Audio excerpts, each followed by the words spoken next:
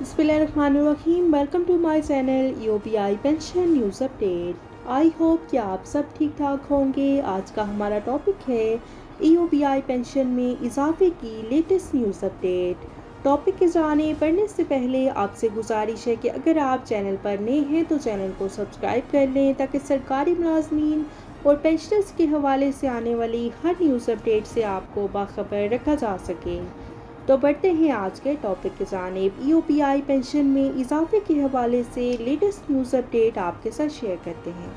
Senate की कायमा committee बराए समंदर पार पाकिस्तानीज़ और इंसानी वसाइल की तरक्की ने सोमवार के रोज़ एक तरमीमी बिल द इमिग्रेशन तरमीमी बिल 2023 मुतफ़िका तौर पर मंजूर कर लिया है। सेनेट बॉडी का ये इजलास सेनेटर अनवारुल हक काकड़ की ज़ेर सदारत पार्लियामेंट में हुआ और इस मौके पर सेनेटर शहादत अवान ने ईओपीआई के अखराजात और तनाज़ात का जायज़ा लेते हुए ये बताया कि ईओपीआई के अखराजात इस वक्त 1.97 अरब रुपए सालाना है और जो अखराजात की तफसील थी वो उन्होंने प्रोवाइड नहीं की। गुज़श्ता इजलास में हुकाम ने बताया कि तमाम मुल्ज़िमान के ख़िलाफ़ हतमी चालान पेश कर दिया गया है। बोर्ड ऑफ डायरेक्टर मेंबरान की तब्दीली के लिए समरी काबीना में पेश कर दी गई है।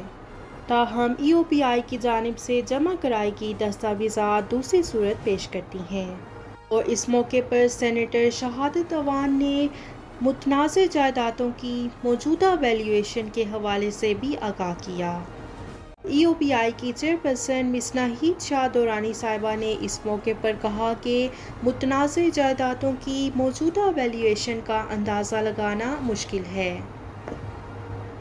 चेयरपर्सन ने मज़ीद बताया कि 2013 में इन मुतनाज़ जायदादों की वैल्यूएशन की गई थी और इस हवाले से जितनी भी डिटेल्स हैं वो जल्द कमेटी के सामने पेश की जाएंगी। और इस मौके पर चेयरमैन कमेटी ने ईओपीआई की चेयरपर्सन मिस नाहीद शाह दुरानी साहिबा और वज़ारत समंदर पार पाकिस्तानीज़ को आइंदा आने वाले इजलास में तमाम तफसीलात जमा कराने की हदायत भी की हैं। ये थी ईओपीआई के हवाले से लेटेस्ट न्यूज़ अपडेट जो कि आपके साथ शेयर की गई। आई होप कि वीडियो आपको पसंद आई होगी तो वीडियो को लाइक कर लें। अगर आप चैनल पर नए हैं तो चैनल को सब्सक्राइब कर लें।